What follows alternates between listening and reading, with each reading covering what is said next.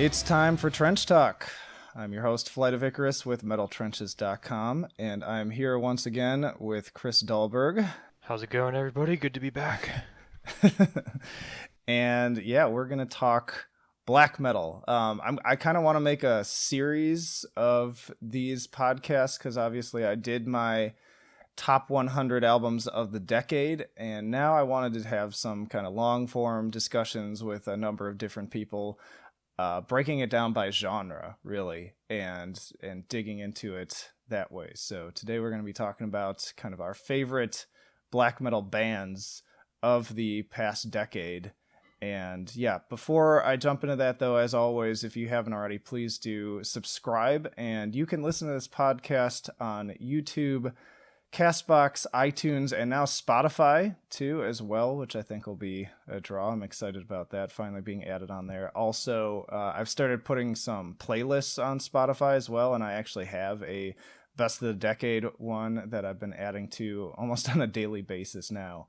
And regardless of where you're listening to this, know that there's also lots of other content on the YouTube channel, so you should subscribe there as well. But yeah, let's get into it. I just wanted to start by saying too that I feel like this has been an interesting decade for black metal, and in fact, when I think of kind of all the different genres, I feel like black metal has been the most exciting to watch over the past 10 years, because I feel like this was a decade where it really started to sort of move away from its roots and really get experimental. Like there's some wild, crazy, cool stuff happening in black metal right now, and I'm curious if you feel the same way.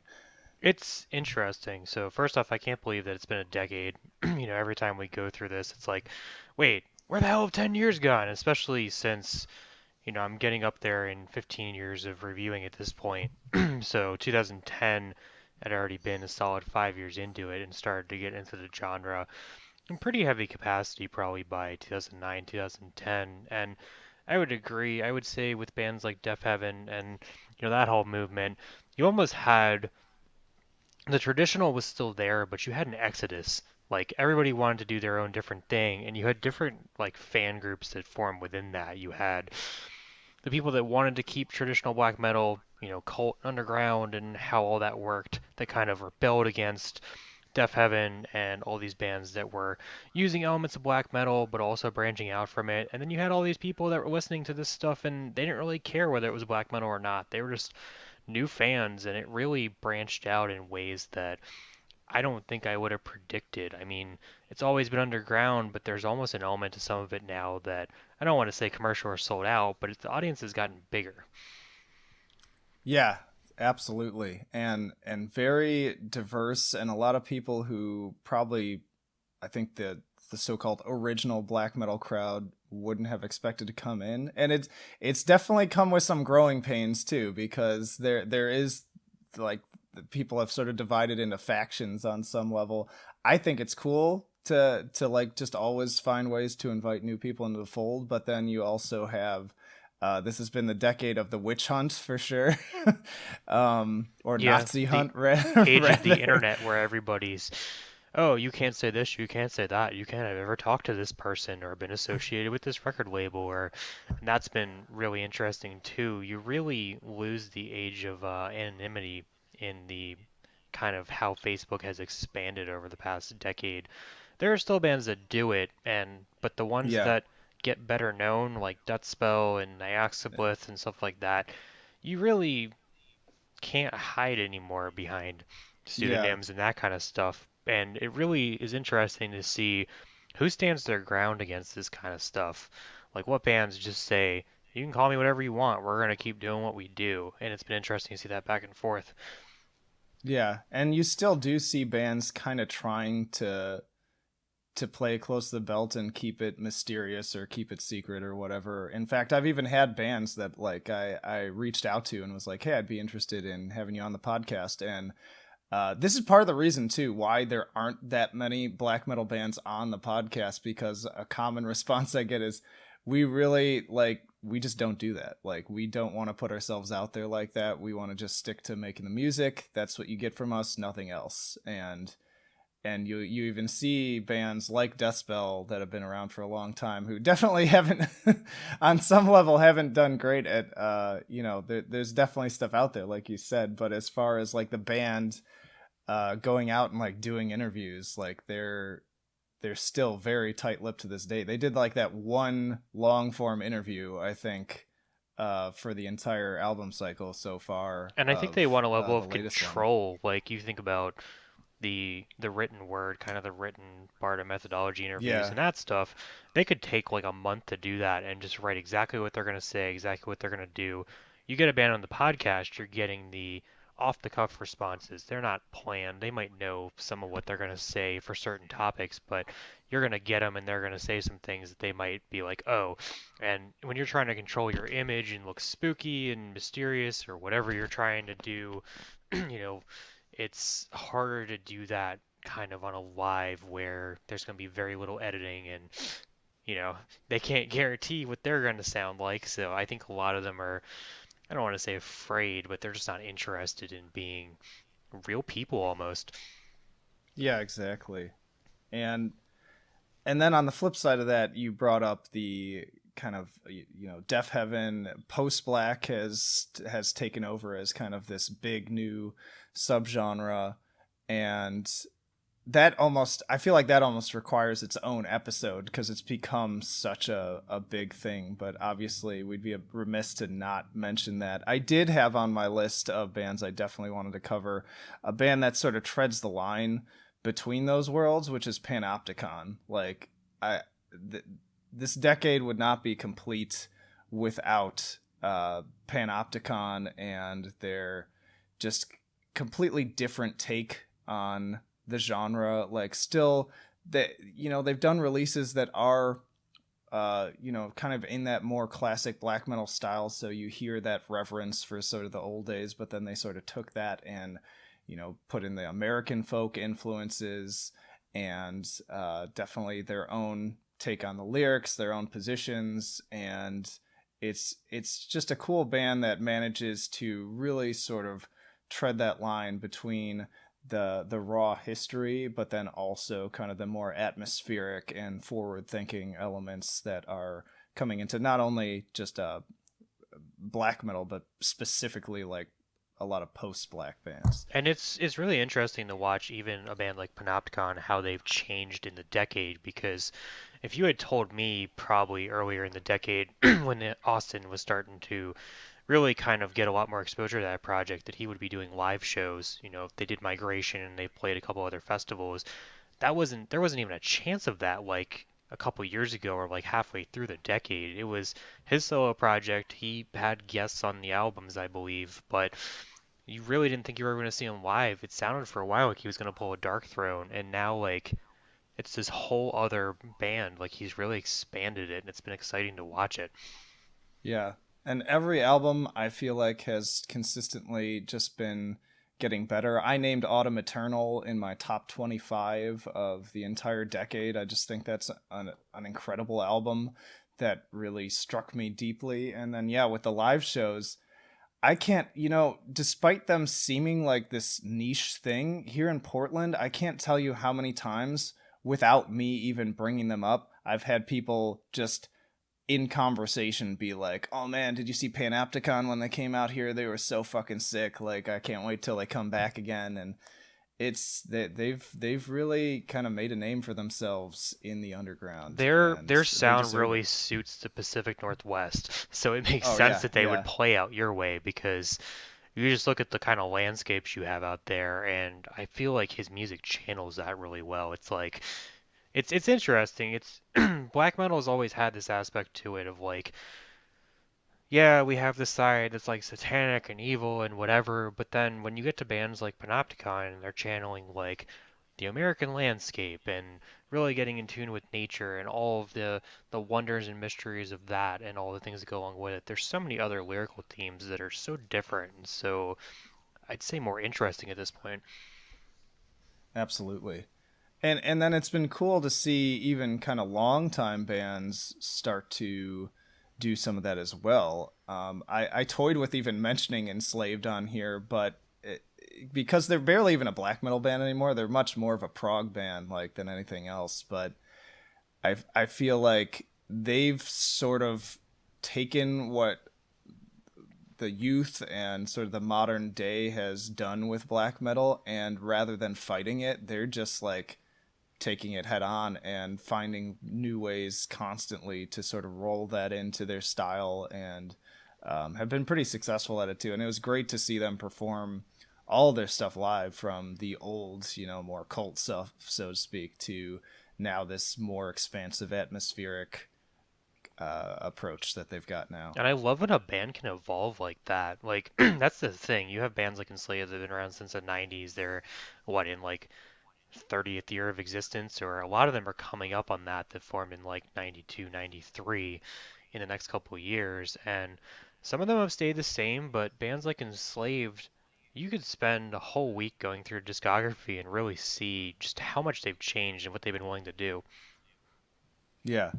Well, and yeah, on the flip side of that, with the bands that haven't really changed, you've got, well, their sound hasn't changed, but things about the band have changed. So we should probably talk about Immortal here too, because obviously we had that really rough split between Abbath and the rest of the band, and we ended up with those two separate projects. And I gotta say, I really enjoyed Abbath's most recent album, and then of course the latest Immortal album was like just straight back to basics. Even the album cover just screamed like, we're just gonna go back to the like our 90s roots, like that we're gonna stay here and we're comfortable with it. And they did it really well, and it ended up being a really sick record that people really enjoyed, despite I think a lot of people, myself included, were kind of wondering, what does Immortal sound like without Abbath?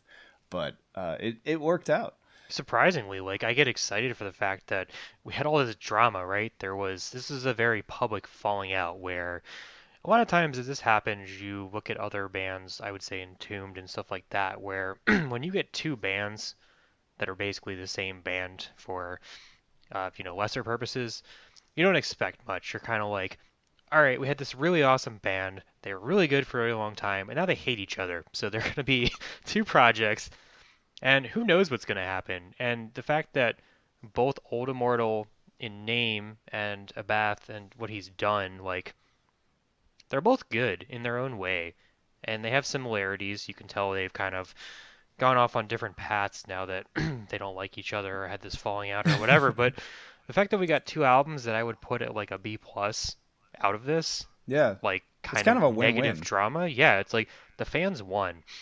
Yeah, They may be want to absolutely. bitch about how, oh, it's not the same or it's different, but it's like you still got good music. Like you can't bitch about that. Yeah, I really am hoping to, like, as you're saying that, I'm hoping that's what ends up happening with this unfortunate Absu split. Because for those out there who don't know, Prescriptor put out an official statement saying that Absu is done. Like they're disbanding. I don't know if they're gonna release that other album that they, as far as I knew, was like pretty much done. I even heard them perform one of the tracks a couple years ago Yeah, I thought that's been done when for they like came three or out. 4 years almost. And I hope they do, but even more so than that, like Prescriptor's so talented and the guitar player's so talented too. And so I feel like it would be another win like that for the fans if they both just go on and form new projects that are both fucking sick, and then we just get two records instead of just one. So I know Prescriptor's been doing a lot of work with like other bands lately, I've noticed. Yeah, So I'll he's be been with interested to see what he does. Zemael from Greece, who are really cool, kind of proggy black metal. Who I'm hoping they do an Yeah. album with him at some point. But Yeah. that project's known for taking their time. They have a ton of Yeah. time between records, Well, so who knows when we'll get well, that. it's a good fit then, because God knows he he takes his time too. They're almost as bad as Tool, but yeah, I also had heard that he's been having issues with like his joints and stuff from all the insane drumming he's done for so many years now. And I don't even know how old he is now, but he's got to be getting up there considering he's been doing this since the 90s. Well, But he auditioned for Slayer, if you've seen that video that's gone oh, around I think YouTube. I did hear about that.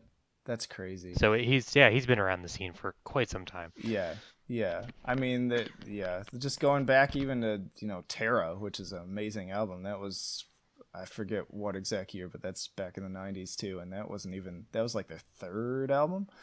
But anyways, he's an insane vocalist too, so I'd be just happy to hear him doing vocals on something too, because I love his he has a very, like, you hear his voice and you know it's him, and I love vocalists like that. And it's hard to do that in black metal a lot of the time, but he definitely pulls it off.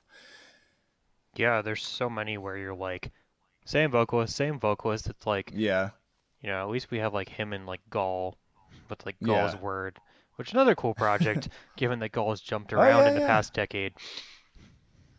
Yeah, another win from, even though, I feel like Gorgoroth has kind of gone south basically since his departure. I haven't really enjoyed their releases since then, but yeah, it was cool to finally see him do this new project. And yeah, that album came out pretty good. I enjoyed it.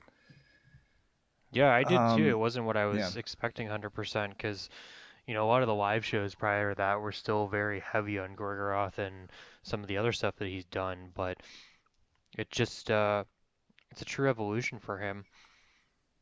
yeah.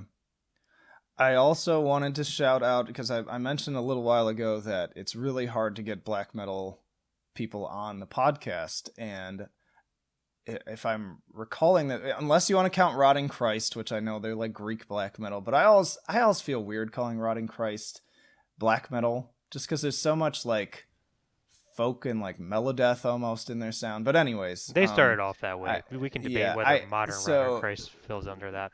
yeah. So I did have him on, but I think the only other one I had was Nas Alchemeth, and I was really happy to have him on because he's responsible for Nightbringer, Aoratos, Oculus. He's got all these projects that have been some of my favorites over the past 10 years, and just killing it. Like, really good stuff, and he was cool to talk to. He's definitely one that kind of keeps to himself a lot, so I was pleased that he, and also like I'm interested to this day that episode is still one of like the top 5 most listened episodes of the podcast, and I just feel like that has something to do with just a diehard following that he's managed to develop despite being so kind of reclusive, And and it's that's so pretty cool cool. that you got him to do it because I don't think he's done that many that I've seen. Yeah, I don't think so. And we even talked about it on that episode. Like, because I even asked him, like, what do you think of like your local scene? Because he's in the Denver area, and there's so much happening there. And he was still kind of like, I don't know, like, like I Yeah. make my own music. I don't really like talk to other people. I don't buddy up. Like, I kind of just stay out in the sticks on the outskirts and do my own thing. And hey, that's perfectly fine. It seems to be working for him. I'd I say mean, that so. was also cool that he was talking about how, I don't know if it's happened already, but he was going out to do a big uh festival in, I think was it Iceland? I don't remember, but the lineup was insane, and I was like, dude, the fact that you're doing that, that's really cool. Like that, you're coming up in the world if you're on that. Or maybe it was New Zealand, or I don't remember. It was Something some really good. yeah, and I think it was the part of the festival too is that the daylight's all fucked up, so it's like daylight like the whole time or something like that. I don't know. I'd have to recap. So for people listening, you might want to just check out that episode and hear what he had to say about that. I think he talked about that towards the end. But yeah, who else do you want to cover? Who else have been kind of standout groups for you in the past decade?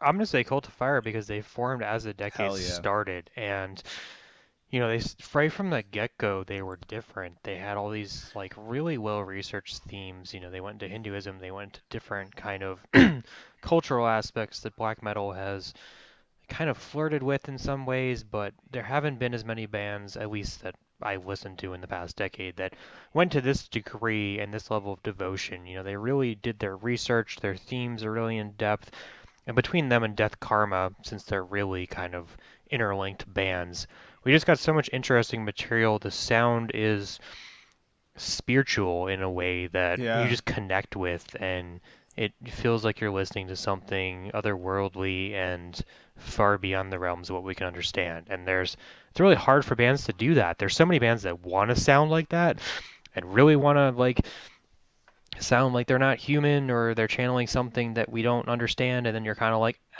you sound like a dude in your room. You read a couple books, but this is just like it just works. It works so well. Yeah. They're definitely one of my favorites, and one where, like, when they were first introduced to me, I had my mind just totally blown, and it's this very, like, transcendental sound. It has a lot of kind of Middle Eastern mysticism kind of mixed into it, or various other Eastern cultural influences, and I I kind of describe, like, it does feel like it started a movement because there are other bands kind of doing that now, and I always describe it as kind of like this is black metal that's specifically made for those like black metal yoga groups that you can Right? join I now. always wonder if Batushka It's was like like made just a for that. ripoff. Yeah, I don't know. Yeah, it's kind of, is that parallel thinking? Is it an inspiration, an homage? Is it just straight up like we want to sound just like them? I mean, God knows, like, and it's funny too because I guess partially because of the controversy, but Batushka is so much like more known than Cult of Fire. Like, you bring up Batushka and like everybody knows who they are now because of like meme culture, basically. Whereas you bring up Cult of Fire and far fewer people are going to know who you're talking about, But and you it's know a what's shame interesting because about that now? They just got announced for Psycho Las Vegas this year. really, Yeah, so they have the double album coming out in March, which is going to be an awesome way to start off this decade. But yeah, they're going to damn, play Psycho alongside Merciful Fate and like the Flaming Lips. what? It's the Oh my god. weirdest combination of lineups. That'll be, and that's been another, that was like my overall thing when I was developing my 100 favorite albums of the decade. Is the theme that just emerged was this was the decade of not only like innovation and pushing sound, but also people kind of abandoning the idea of like staying in a camp. Like, I know, especially like when I was in high school, it was very much like you had the death metal camp and the black metal camp and the new metal camp and the metalcore kids and the hardcore kids, and everybody kind of stayed in their lane. And that's, I just feel like that's not really a thing anymore. Like, You still you, get and that I with even some of those heard smaller somebody, shows, but you go out to anybody that's on like a label at this point. Any tour that Nuclear Blast or Century Media or anybody's yeah, sponsoring is gonna have or different genres.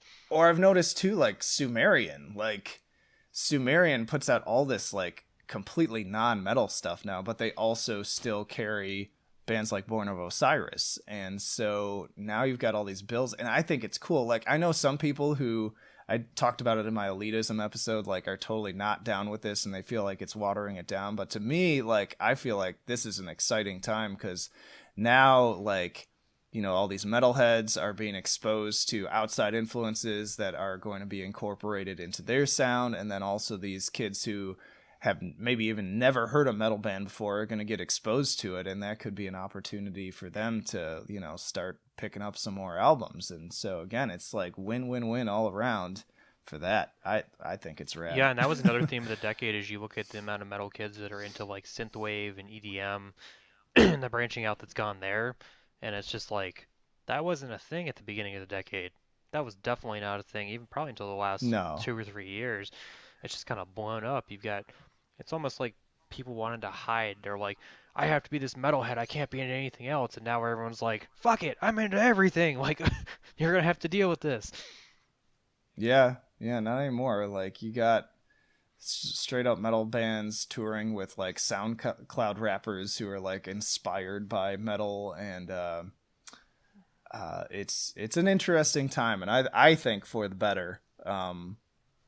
Do I like all those bands? No, but it's like I don't want to just keep hearing the same thing over and over again. Like, that gets boring. And so, I mean, speaking of which, too, another band I wanted to shout out is Botanist. Like, talk about a band that's thinking outside the box.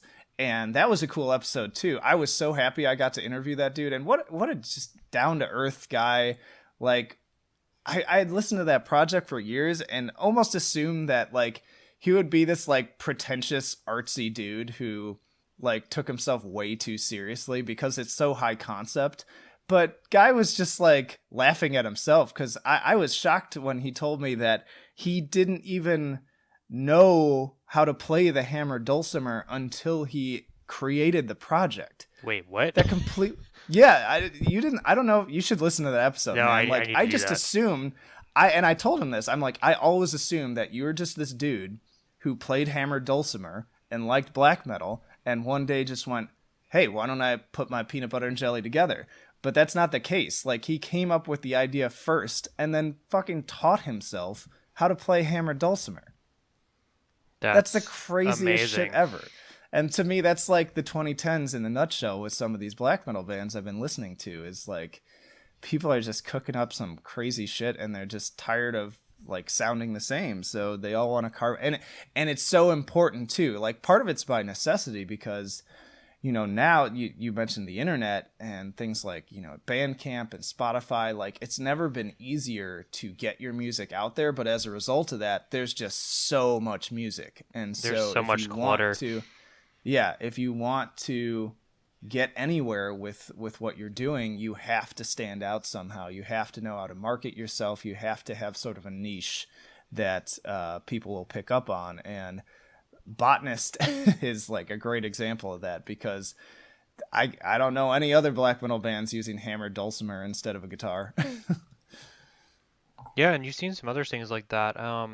There's even been smaller projects. I can't even think of all the names right now, but there was one that was like piano black metal. I think there was one or two of those actually Oh in the yeah. you know, past decade, and there's been some ones that have just done just bass or things where you're like, wait, what? What the hell is happening? Yeah. And I hate myself that I can't remember the name of the project right now, but I've reviewed it a couple times, and it's just a guy doing pure classical orchestration as black metal. That's But the it's I like, Void Hanger one, right? yeah, I think Isn't it so. like Les Chant de Yeah, Hazard yeah, or yeah. something? Les Chants du Hazard or something like that. It's very French. And it's just a dude. And I always say, don't make the mistake that I'm saying it's symphonic black metal, because it's not. It's not like, oh, you take a black metal song and then you No, add it's chamber classical music. orchestration to it. It's just straight up. Yeah, it's just straight up chamber music. It's straight up classical orchestration. No guitars. There are like black metal vocals over it, but it's like first and foremost classical, and then black metal just sort of happens. And so that's an interesting one too. Absolutely. I think another band that I really like is Aosoth. So if you look at their progression, they came from Antaeus. They were very orthodox, kind of traditional black metal. Their first two records were still very much in that vein, and I'd say 2011 is when 3 came out, and from that point onwards, that's where they really evolved into this super dense, nightmarish, like triple the amount of layers that they had before. They really found their sound in this decade, and they only had 3 albums in a decade plus some small stuff, but they kind of moved so far ahead of everybody. I would say, along with Deathspell, I would say they're probably the ones that advanced the most, in my opinion, of the long running bands that have been around since the 90s or early 2000s. They just started twisting everything around and getting even denser, even crazier, and it just held true through all the albums that came out during the decade. Yeah. And I think in sort of a similar vein, I was just giving props. I was putting together, as we're recording this anyways, at the time that we're recording this weekend, I was putting together my kind of standout video release of for February already. I know it's only like February 3rd, but I always plan ahead, and I've listened You to heard how many albums so we many got. February. Oh my god, so many February We're releases. gonna You die guys, in three like, weeks. seriously, it's ridiculous. Like, I can't believe how many reviews I've written, how many videos and I haven't, like, there's so many other videos I want to do, but anyways, It's so different than last I year. It was so much quieter yeah. earlier in the year. Yeah, no, it's just insane already, and it's only going to get more insane. But I was singing the praises of Blaze of Perdition for kind of similar reasons. Like, they have really just been honing their sound each album, each EP, and they have matured. And this latest one is really solid, and I'm really intrigued to see kind of where they go to. Because for a while, and I told you this, like I feel like they were kind of like sort of another Schammasch-y sounding band, and they were just sort of in Shamash's shadow. But I think that they're starting to kind of come into their own, and especially this latest album too. They had a guitarist change, and they said in the press release that this guy that they took on was actually more of kind of like a rock guitarist. So Mm, I hear kind of like that makes sense then, tribulation. yeah. Yeah, there's like kind of tribulation-y kind of parts on it. And for me, it's interesting because I thought they peaked with Near Death Revelation. You know, they had this accident, they lost some of their members, they brought in some new members, and they had this really, really well done album that, you know, it still had its elements of like, this is very Swedish influenced and it had a lot of depth to it. And then I really kind of bounced off the one after that. You know, they kind of peaked and then they like rode that out for I can't remember if there's one or two after that one, but I wasn't as into them. And you know, this one is the first one where I feel like they have looked at themselves again and they have decided, okay, we fell into this sound for 4 or 5 years. Now it's time to do something else. Yeah. Yeah, and I love that too. Like I know some people get mad, and I guess there have, to be fair, been bands historically that I've loved that changed their sound and I didn't like the direction they were going, but I mean Opeth is like a prime example, but it's like I respect the fuck out of a band whether I like where they're going or not for just saying, "Hey, this is where we're at now. This is what we want to do." And I'd rather have them do that than just keep pumping out like the same album over and over again when you can tell they don't really want to. Yeah, it's a big deal. It's a big deal to want to progress in some degree. It doesn't even have to be that big. You could be like, we refused to use clean vocals before. Now we're gonna sing a little bit, and you're like, what? Wait. And even that is enough of a difference for some bands where, you know, you have 4 albums of just straight screaming, growling, whatever, and then you get 2 or 3 songs with like singing, and you're like, this changes everything. Yeah. Well, I kind of noticed that too on the latest Fart Crown album. Unless I'm misremembering, like there's a lot more, and you can almost not it's singing in the way that Tom Waits sings. Is kind of the way I put it. Like it's kind of this gruff, like almost like hobo kind of vibe to it, but like Appropriate for the a lot, French. yeah, a lot more of that on the new Fart Crown record. And I'll admit, when I first was listening to it, I didn't really like it that much, and I even told you, I'm like, this isn't as good as Ab Reaction, but that album has grown on me in a big way, and I ended up pre-ordering that one among too many other albums. Like I've never pre-ordered. I don't think I've pre-ordered this many albums ever in one go. So much But physical yeah. media. But yeah, that new Spark Crown is sick. And then, I mean, going back to Schammasch too, like that's another, probably one of my like top of the decade bands. Triangle in particular, I've told you, like it, it's really hard for a band to pull off a double album, much less a triple album. And I'm not even that into like ambient, but I listened to that album so many times, and since then they've put out like all sorts of other material too, and everything sounds a little bit different, and so that's been really cool. Yeah, I and I think think even though they're you like a bounced off the top last band to one, watch. you still acknowledge that it was like, it's really good, but for them. Yeah, yeah, it was like Triangle was just such a peak for me, and that was one of my favorite albums of that year. And that was still kind of early on in the sort of cycle of the site, I think, because I think that was 2015. That sounds about right. It was definitely a lot, And like halfway through yeah, the decade. yeah, and so man, that was just a towering achievement of an album. And I'd love to get them on here too, actually, because I did do an interview with them once, but it was all in written form, and it was pretty cool. But yeah, I'd be really interested to kind of pick their brains about all sorts of crazy topics and things like that. But yeah, Shamash, if you haven't listened to them, check them out for sure. Totally worth it. Who else? Who else do we gotta I've got to plug Laster cover because, as here? you know, I'm obsessed with that band, and I've talked about them on the Best of 2019 already. I reviewed almost every single thing they put out except for one split.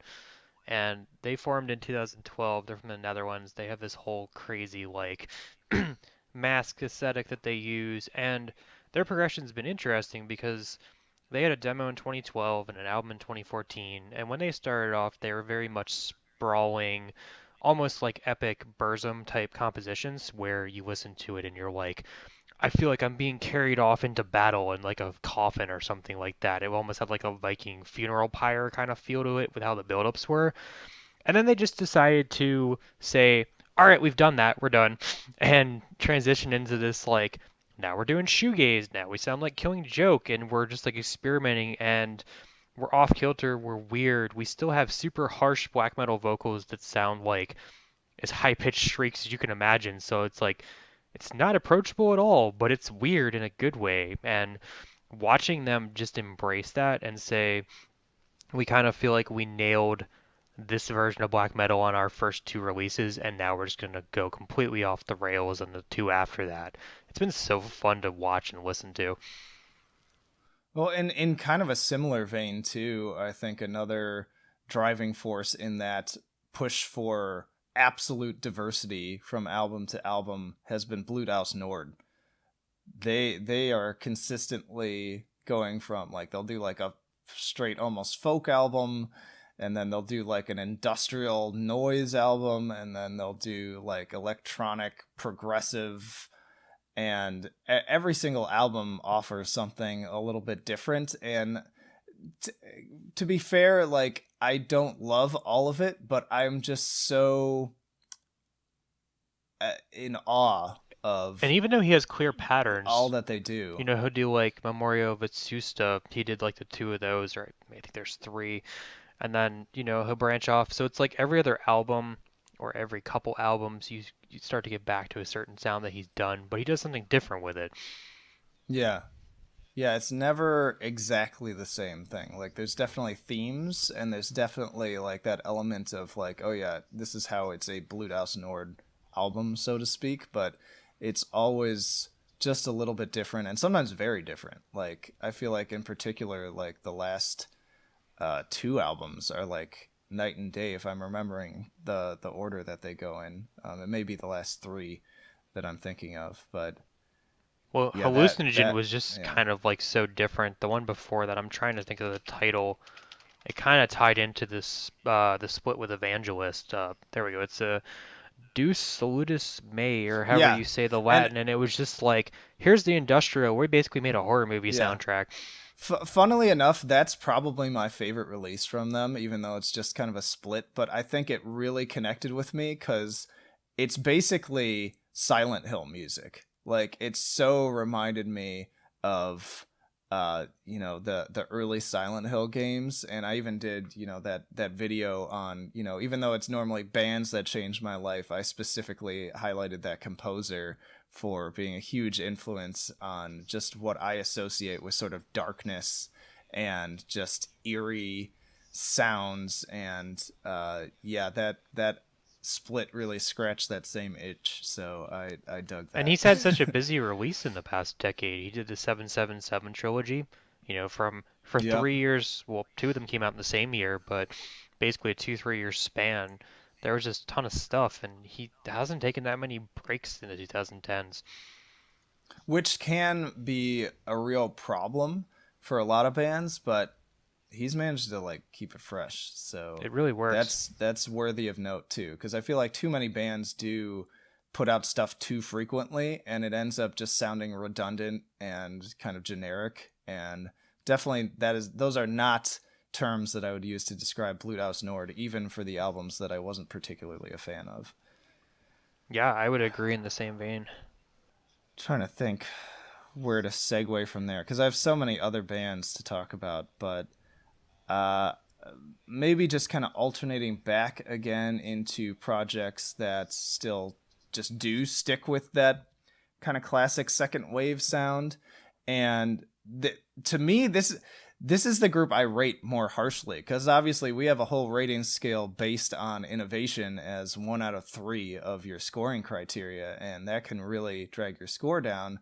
And so for me, like a more innovative project like Blut Aus Nord, like Schammasch, like some of the other bands I want to talk about, uh, second wave bands have a much harder time kind of making a mark for me, because I'm going to be a lot more harsh, considering like, a lot of it's kind of like, well, I've heard this all before. What do I even have to say about it? But there have been a few standouts. I think we both really liked Myrkur from Sweden.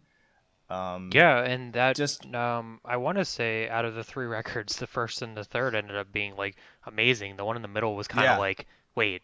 yeah. That one was kind of a misstep, but they really came back and delivered on the third one. But it's particularly that first album. It came out, and I was just like, something about it just resonated. Like, and again, I'm listening to it, and I couldn't really even put my finger on like, what is it that I really love about this album? But it just, that's what's tough about like that classic second wave style, is it kind of either connects or it doesn't. I And think it was the something about what they tonality, do and works. it boiled it down to like the bare essentials. Like it was a short album, was it like, I think it was like a half hour or just barely over that. It had like no filler. It just went straight into what it did. It had some good riffs, and the tonality was jagged as hell. You were just like, all right, this reminds me of like the rawness of the second wave without like the basement quality of it. Yeah. And it also reminded me a lot of, I'm still figuring out how to pronounce this correctly, because lately I've been hearing people say I'm pronouncing it wrong, but I will say take, but I've heard other people say it's toke. I've heard that too. So you can let me know what the correct pronunciation is. But I did want to also shout them out, because even though Hoest hasn't been making some of my favorite albums this decade, although right at the beginning in 2010 I did include in my top 100. Now I'm forgetting the name of that album, because they're all in fucking Norwegian. But the one with Mir with the banjo on it. It was a big fantastic album. And since then, he's been kind of hit and miss for me, but I did want to shout him out because he is responsible for one of my favorite live shows that I've seen this decade. And I saw them perform at Dante's, I think it was about 3 or 4 years ago now, and Jesus Christ, that guy, he's obviously getting older now. He's a true but showman, he's still performing like he's fucking 20 years old. Like he just gets up there and he puts it all out. And I have some of my favorite pictures I've ever taken at that show, and you can actually find a write-up of it on metaltrenches.com from way back when I saw them. And man, he's just so photogenic because he's doing all these crazy poses, and he's just, I described it as like he's like your classic like punk rocker or rock star from like the 80s. It's so great. Just incarnate. It's like, so great.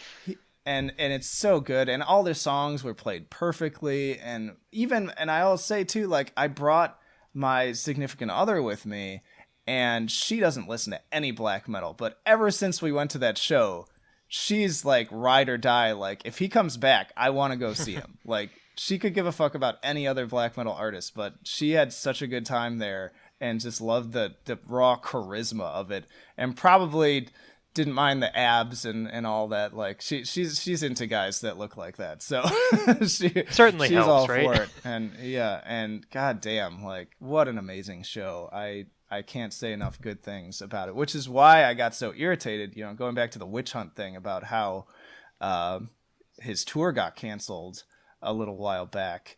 And I'm like, shit, like, am I ever going to get a chance to see him again? But I am happy that, like, I saw him basically a year before that happened. Yeah, he did that like, huge tour, yeah. and then when they tried to come back, everyone all of a sudden was like, huh, look at this picture. Now it's not okay. Yeah, like, things have changed. Yeah, and I did a whole post and everything about that whole controversy, and so I'm not even going to go there. We don't have the time for it. I'd rather just continue on. But goddamn, like, if you get a chance to go see Toke in concert, absolutely. Like, one of probably the top 5 shows I've ever gone to. Who else? I did feel like, even though I've never been a huge fan, kind of on a similar note, like, Watain needs to be mentioned. For good and bad purposes. Yeah, but my friend Gus is a huge fan, and I know a lot of people are huge fans. I see their patches everywhere too. Like, they have such a diehard following and have just been incredibly consistent, and so I'm going to disagree there. Bears mentioning. No? Okay. I'm going to say that they opened the decade with probably one of the best albums they've had, Law Was Darkness, which I still love listening to that, then I think they dropped the ball with The Wild Hunt in trying to be too ambitious, and the ballads and stuff just ruined it for me. And they started to bounce back with Trident Wolf Eclipse 2 years ago, which tried to recapture the old stuff, but they just took a nosedive for me. But that being Mm, said, in recorded form, they might not grab me. I will go see them live every time still because they're yeah, just so. The I stage hear they're show great always live. changes. Eric just has similar charisma to Host. He's in your face. They throw blood on the audience. They do everything that you want to see from a band Yeah, like that. So even though I've kind of bounced off the last two records, I will always go see them when they're on tour. yeah. Yeah, some bands can do that. Like if their live show is good enough, then it's okay. Like if they didn't put out the greatest album, because they'll still make up for it when they come around. And sometimes even the songs you don't like with bands like that, will be better live just because of the performance aspect of it. And they were actually just out here, and I'm kind of laughing about it now because I'm like, shit, Gus tried to drag me to that, and now I'm thinking about it, I'm like, wait, how come Toke got canceled, but Watain was allowed to play. Right. Like that doesn't make But sense. I feel like some of it almost feels like an endurance thing though. I feel like people are getting tired of it. In fact, I made a comment on one of the latest Banger videos because they were talking about top releases, and Blaine was talking about Migla because they got voted in one of the top slots, and he kind of laughed, and at one point it was just like, I know they got these associations, but at this point, like, as long as you just like keep it to yourself and don't put it out in the world, then that's gonna have to be good enough for me because I'm exhausted. That was more or less his exact quote, and I'm like, man, that feels like what 2020 should be in a nutshell, is just people are like, you know what, I'm just tired. Like pretty I'm much. I'm tired of the hunt. Can we just like make nice with each other? Anyways, um, let's see. I've still got a bunch of other stuff. Oh man, speaking of which, I've got at least three more bands, so we're in good yeah, company here. but as long as we're on this note, though, of controversial bands that I still feel like made a mark musically on the decade, Inquisition has to be in there. They put out some sick fucking albums through Season of Mist in the past 10 years, and I don't know what to say about the allegations other than what I always say in these situations of, I don't know them, I wasn't there, I'm going to let the courts decide what's going on with that. Like I'll let the law deal with that. I'm not going to speculate. If what I've heard is true, that's sick, and I absolutely disown that kind of behavior, especially working in the counseling field and seeing what damage can come from that. And I'm not a judge. I'm not a lawyer. I'm not a police officer. Like, to me, it's kind of like, it's none of my business. I'll let the people who are professionals deal with that. And at the same time, like, two things can be true at once. I mean, look at how many people still like, we're never going to stop listening to Michael Jackson on the radio, and God knows that allegedly he was not a very good dude. Like, there's a lot of musicians like that. And the way that I look So at this yeah, is it wasn't known at the time. A lot of these albums came out. You didn't know this stuff at the time. You were listening to it. You formed a bond with the record, and I'm really against kind of this whole like cancel out all of your history when it's yeah, like, the oh history, no, yeah, something came out about this person. I've been listening to them for 10 years and now I can't listen to them ever again because it's ruined and they're a terrible person. And it's like, well, you didn't know any of that. You formed your own opinion about the music. Again, you can remove the artist from the person in aspects and you have a bond right, with this specific recording. You don't have a bond with the person that's a right. piece of shit. You have a bond I with the album. Yeah, I even said, like, I commented on Martin Luther King Day. I'm like, here's another example of two things can be true at once. Like, Martin Luther King, by all accounts, was a womanizer. By today's standards, he was extremely homophobic. He was human. Like, he had faults too. And that doesn't mean that we're going to throw out the baby with the bathwater and not recognize that he's a civil rights Yeah. icon and did some amazing things that we should respect. So, you know, it's people are human. I'm just gonna leave it at that. Best way to put it. Yeah, yeah. Who else have you got? So I've got to recognize Fen from UK. So Fen's put out, let's see, one, two, three, four, five records since the decade started. They've been very busy. They started off with Epoch in 2011, and they finished with The Dead Light in December of last year, which ended up on my best of list. And they've really advanced. So they kind of took the sound that Agalok pioneered, this whole like very atmospheric, almost post-rock kind of branch of black metal that was very focused on elements of nature and kind of the human experience more so than the other themes that black metal had had in the past. And Fen's been really cool because they've gone back and forth. They've done like really, really long albums that are super epic and have like multiple peaks during the songs, and then they've scaled it back and done more direct stuff. And I just love their stuff. As far as I know, they've only come over to the US for one or two shows. They haven't done a tour here yet, so I don't think they're as well known as Agalok or Panopticon or things like that. But I think they deserve to be mentioned in the same breath. Yeah. I love that sound. Like I love this more like there is this movement of more kind of like, instead of it being satanic black metal, in worship of like the darkness, now it's like in worship and reverence of like nature. And like there's still something very kind of mystical and even like rebellious about that. There's like kind of going back to sort of pagan vibes too, and I dig it. Like I think that's cool. And I guess like I wasn't expecting this to be a segue, because a very different style, but I think kind of touches on that in a way, is uh Myrkur. Like she deserves mention as an important part of the 2010s in terms of black metal. Obviously a very divisive figure, but I think it's another example of this person who was kind of an outsider and was basically kind of like this pop musician and somebody who's into like fashion and stuff. She did it before. I referenced her when I did my Poppy video because I feel like there's a similar thing happening there I can where see she just that. decided that she was gonna do this other thing, and I think to pretty successfully too, and I think more so recently, like later on in the decade, because the first album did kind of still feel like I liked it, but it did feel a little bit sort of like mishmashed and not quite cohesive yet, and she hadn't quite come into like what exactly do I want this to be.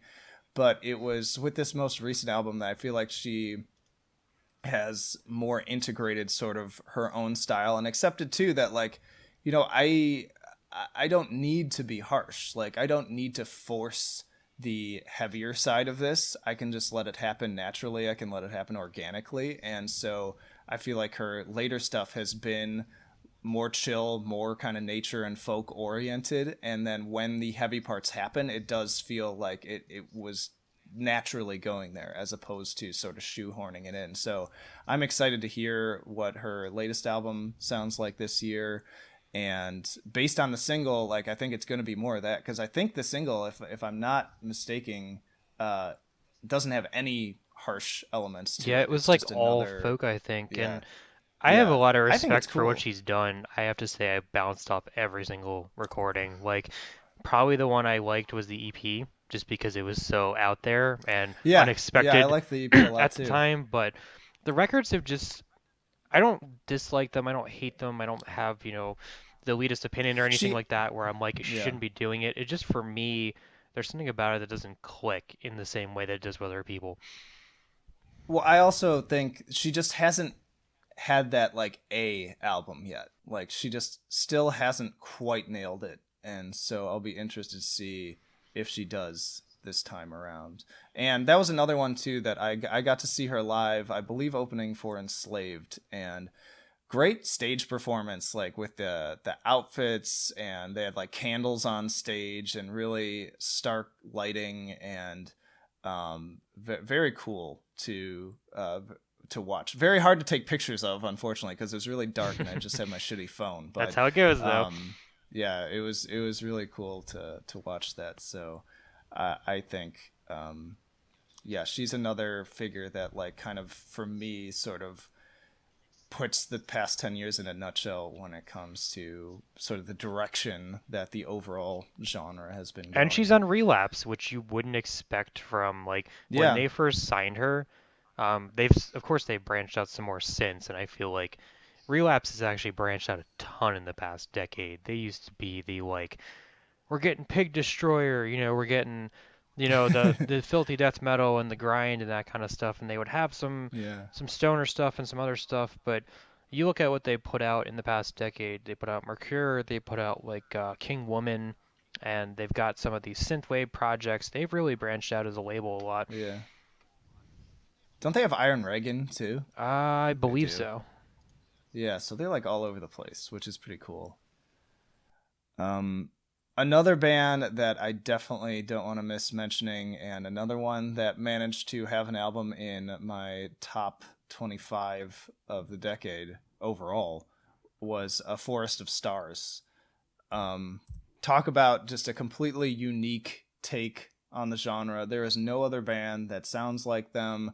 Just that vocal approach where it sounds more like Ashenspire came you're close, but they wasn't quite the same. yeah. There's some similarities, but yeah, it just sounds like those albums just take you away, and you feel like you're going back in time. I feel like I'm watching like a Shakespearean stage performance, like back in back when Shakespeare was still around, and then there just happens to be these like crazy dark instrumentals happening, and a lot of diversity in terms of how each song sounds, the definition of like progressive. The last two albums in particular were just fantastics, and both highlights of their respective years, but particularly The Sword You Cannot See, or Beware the Sword You Cannot See, is just a monument of an album You that know who else is stuck with reminds me me. of that, and I'm gonna butcher their name, is Obsequiae or Obsequiae. Okay. They had the Palms of Sorrowed Kings on 20 Bucks Spin last year.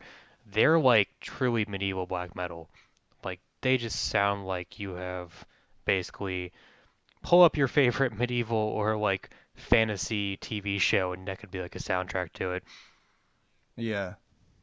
I'll have to go back. I remember listening to that, but actually, off the top of my head, I can't even recall what it sounded like. And that's just another testament to just how much music I listen to. But that is another reason why, when an album just sticks with me, like that album did, like, because I listened to that, like, that was like 2013, I think, 2013, 2014.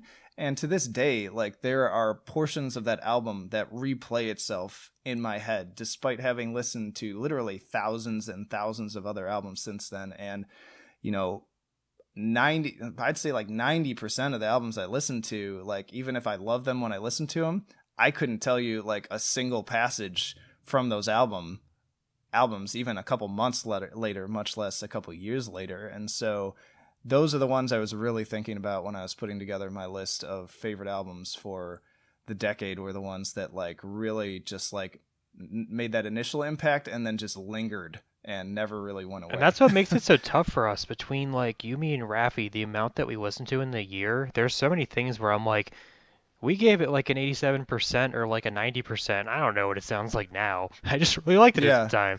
Yeah, it's like I almost feel bad, and people like can give me shit sometimes about it too. It's like, how can it be, an A if you don't even remember it now? It's like, well, at the time, like, and to me, like, that can still be an A. It's just like there's a difference even between an A and like those legacy albums, and that made it tough too when I was doing the ratings, because some of the albums and some of the bands are just so more recent, and so it's hard to say whether there'll be those albums that lingered. And I didn't want to not include those albums just because I wasn't sure, but I also didn't want to over include them just because I had listened to them more recently and was having kind of a proximity Yeah, and effect. that's And important. one of those, and this is perhaps my favorite on the whole list, is Imperial Triumphant. Like, I have a feeling that Vile Luxury is going to be an album I remember for the next 10 years. But it's hard to say right now because it's only been 2 years, or has it only been 1 year? I'm forgetting now. Like, that's how crazy it's been getting for me. Yeah, there's been so and much also stuff. just so, like, I love the jazz, and they're just all incredible performers. And then also I'm biased too because I got to literally sit down with them in person at a restaurant booth before their show and just shoot the shit and talk about their graphic novel that was coming out. And they were just cool guys. And then they got on stage and put their masks on, and they just turn into these just ominous figureheads. And another like top tier show. I was so bummed that like they had kind of a small venue, and so it wasn't the biggest crowd. And I'm like, fuck, man, these guys deserve to be selling out like a bigger venue because they've got it all. They've got the I sound, think they they've got the will because they're on performance. Century Media now, right? So they're just going to keep getting more opportunities. I hope so because they deserve it. Like they deserve it probably more than any other band that I can think of, at least in black metal right now. And they're all in with like the concept, and I love that they put there. I like to watch the punk rock MBA, and Finn talks a lot about like what it takes to have a band that takes off, and a lot of what he says is that it's not enough just to have good music, and that's so true because like they're amazing performers, but they're in such a niche sound too that like isn't necessarily going to appeal already and isn't necessarily going to get spread far and wide. But what it takes is having that image, having that full package, having that marketability. And I can see that they're taking that side of it really seriously, even though a lot of bands don't want to do that. I think they have the potential because of that, and given how they've been rising up in their labels and their status and what they've been able to do, I'm confident that they're going to be like one of the big ones, which is a huge undertaking again given the niche nature of their sound. But it may be right place, right time, because going back to how like everybody's kind of listening to everything and everything is getting mismatched together, and people are really liking that. Maybe this is just the time that a weird avant-garde black metal jazz group that wears Art Deco masks and writes songs about New York is like the next big thing. You never know. You got another one? I've got to plug Urfaust, the band that has really come into their own for me. They started off the decade with an album that stood out just because the vocals were like almost operatic, and from there they went ambient for a while, and then they kind of merged two with empty space meditation in 2016 and the constellatory practice in 2018. It's almost black doom in some ways. It feels like you're staring into the void of space and just diving right in. And both those albums came out during tough periods in my life. They just connected with me. They felt like they were helping and explaining and how I felt, and it's been really interesting watching the band expand outwards and where they've gone. Hell yeah. Well, and on a similar note, staring into the void music, not necessarily in a space kind of way, but Leviathan, even though they haven't put out a ton of content this decade, they put out one of the most like mind melting albums of the entire decade with shit. Now I'm forgetting the title of it. You thinking about Scar-Sighted? Yes, And Scarsighted. that There was you such an go. improvement on True Trader, True Horror because he took everything on that and just took it to a different level. That was a big game changing album for me too, because again, I had never been a Leviathan fan before then. I had never been really into that style of music. I at that point was much more into kind of traditional black metal. I wasn't much for ambient, but something about how he put together the ambient and the noise, and then there's even elements of industrial, and even a lot of people talked about how that's not really like, you can't even really call it a black metal album because it's like so many things and it's just all over the place. Like in some ways it reminds me more of like a Skinny Puppy album than a black metal album. But yeah, that one is just, it's haunting. It's like the pillar of atmosphere, I will say, in this decade. And I listen to that, and I just go to a bad place, but in the best way. Yeah, that makes perfect sense. Let's see. We're at about an hour here. I have a couple that maybe I'll kind of throw out a little bit rapid fire because I do need to get out of here, and also the dang boiler heat has come on, so you might be hearing that like hissing in the background, unfortunately. But let's see. So Veilburner has put out like 2 really great albums that I enjoyed this year. Regarde les Hommes Tombeurs, I was really blown away by their very underrated previous album, and now they are on Season of Mist, and they have another album coming out, I think this month? It's soon. Maybe next month. So I'm excited to hear what they do with that. Mistburming needs to be mentioned.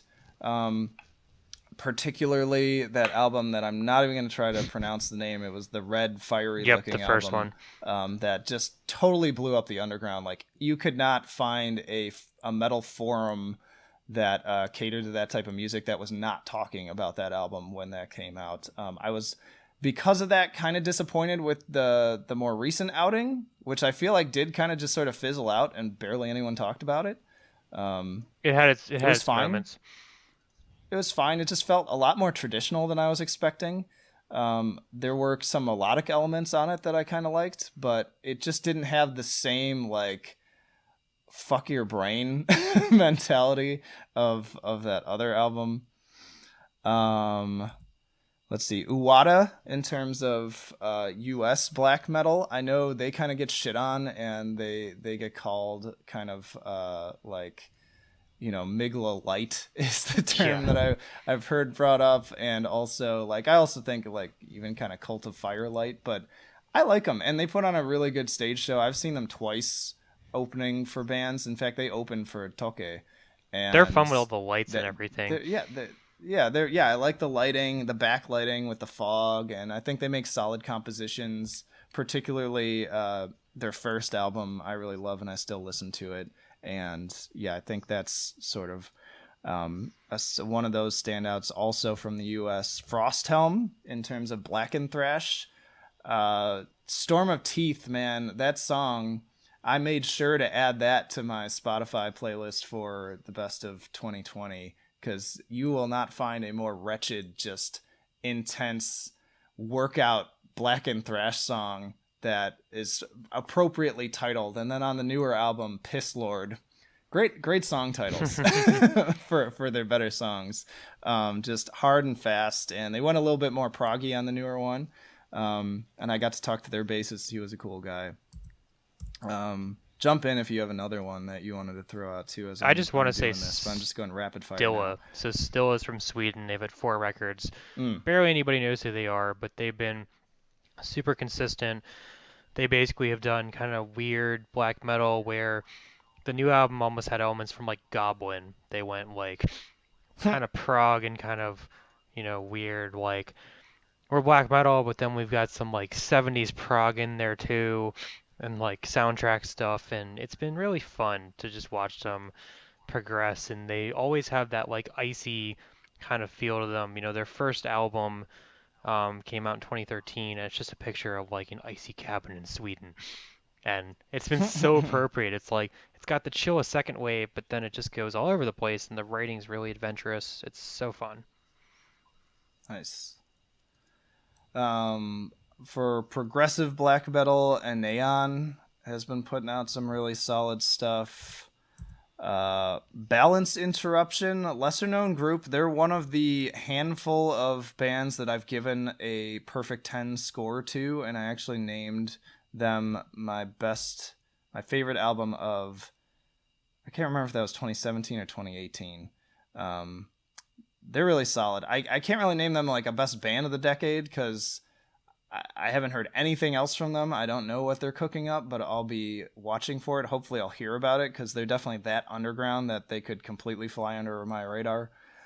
Akhenaten from, speaking of the Denver scene, they're out of there, but they sound like Middle Eastern black metal group with all the cool instrumentation they use. And their latest album, I think, even did better than their previous one. Dodecahedron was incredible, although bummer that they lost their vocalist, and I don't know if they're going to continue doing it. So we'll see what happens with that, but that was another very just like intense atmospheric project. And I've got to throw in Venom and Yellow Eyes for representations of the US black metal scene that just do things differently. Yellow Eyes has they do field recordings in their albums that really give it a different feel. Like they had one where they did recordings in Siberia, and then they interwove it with kind of the black metal instrumentation and very intricate compositions. Venom just has this very epic feel to it. It just builds, and it like you want to fist pump the entire time. When I saw them live, it was just like, the the singer Mike Rekovics, who's in Yellow Eyes and Venom and a bunch of other projects. Just, he plays bass and he sings and he looks like a crazy guy the entire time. There's just so much energy to it. Hell yeah. Campfire, their latest album I really enjoyed. Their last two actually have been really good. And I know a lot of people have been kind of buzzing about them. I've seen a lot of like other bands too, like kind of pimping them out. Like even when I interviewed Malika from Abnormality, she was like using their album as like a profile pic and was like posting that on their page when it came out. So that was cool to have this like tech death band fronting for this black metal group. And then Non-Opus Die has been putting out some interesting stuff. Rebel Wizard, I wanted to throw out there too, for just being like a really out there, like, I don't give a fuck, I'm just gonna kind of do my own thing. And so sort of mixing like really raw black metal with just straight up like heavy metal riffs and like some thrash, but just like it's like the 80s. Yeah, that one was way out there, uniting with the 90s. And so bizarre, but always fun. And I've recommended it to a few people, and I've yet to have somebody be like, this sucks. Like, it's always like, dude, this is awesome. So props for that. And then last one I have on here, kind of a cheat, because they're, I guess, a little bit more of a black and death metal band, kind of more in the vein of like Portal. But Malthusian. I even considered actually including yeah, I know, but there's a lot, like, especially in their demo, which was the thing that started it all for me. Their first demo has a lot of like black metal instrumentation in it, and I felt bad because I really wanted to include them on my top 100 of the decade, but there are just too many other things edging it out. And even though I really liked their full length, I just didn't like it as much as the other stuff that I put on there. So I thought I'd just kind of cheat and throw them in here. There's enough black metal in their sound that I think it will be interesting to people who enjoy all the other bands that we've been talking about. And that I think that is enough. That's it for me. I don't know if you have any final ones. There's too much music. Yeah, seriously. Like, we could go on forever. But this was fun, though. Like, I'm looking forward to talking to you and some other people, too, about some other genres. And I always just like kind of waxing nostalgic over, the past couple years or back in the day, too. Like, I enjoyed doing that new metal episode with Rafi, not to be confused with Raffi. Those are two different people. And, yeah, any final thoughts? It's been an interesting decade for sure. I mean, definitely more so than I probably would have expected. And there's been so many different bands. And I mean, we're always going to have quality music, but I think the most important stuff is just the way the internet changed the genre. Yeah. Well, yeah, totally. And I'm interested to see, okay, what's going to be the thing this decade that causes even more of a shift? Because there's always something. And I'm just, we'll have to wait and see. I'm excited. I am too. I'm looking forward to it. All right. I think that'll do it then. Yeah, and I guess, I'll do my outro now. Thanks as always, everyone, for listening. I really appreciate it and your continued support. Again, please do subscribe if you haven't already. Again, you can listen to this on iTunes, CastBox, YouTube, and Spotify. Also, BitChute, if none of those other options appeal to you. Please do also subscribe to the YouTube channel because there are tons of videos. I'm putting them out every single week. check in the description. You can find links to the social media so you can follow us. There's also the email newsletter I send out every week to kind of keep people up to date with everything that's going on with metaltrenches.com and kind of everything. It's a better way to more directly get updates on that because social media algorithms now suck, and I feel like 95% of the people who are following us like aren't even getting the content because it's not getting pushed to them. But anyways, and then there's also the Patreon and Subscribestar.